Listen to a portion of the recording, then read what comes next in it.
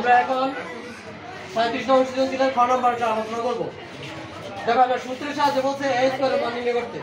তাহলে a স্কয়ারের মান নির্ণয় করতে গেলে আমার এর মান কত দেওয়া আছে এটা আমরা লিখতে হবে। তাহলে দেওয়া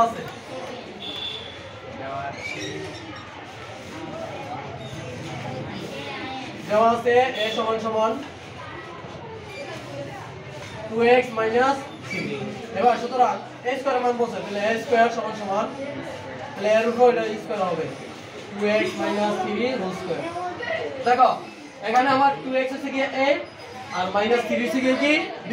তাহলে a - b হোল স্কয়ার সূত্র a - b হোল স্কয়ার সূত্র a - b হোল স্কয়ার সূত্র কি a স্কয়ার মাইনাস আমার সাথে বলো a square minus 2ab b আছে 3 plus b square plus b square. সূত্রটা তোমাদের সবার মনে আছে? জি স্যার। সবার মনে আছে? এই যে a এটা হচ্ছে 2x আছে পুরোটা a আর 3 কি b। তাহলে a - b হোল স্কয়ার সূত্র হচ্ছে কি a স্কয়ার মাইনাস সূত্রের 2 মানে a তারপর হচ্ছে b মানে প্লাস সূত্রের প্লাস আর এটা b স্কয়ার মানে কি 3 স্কয়ার আর 3 সবার b।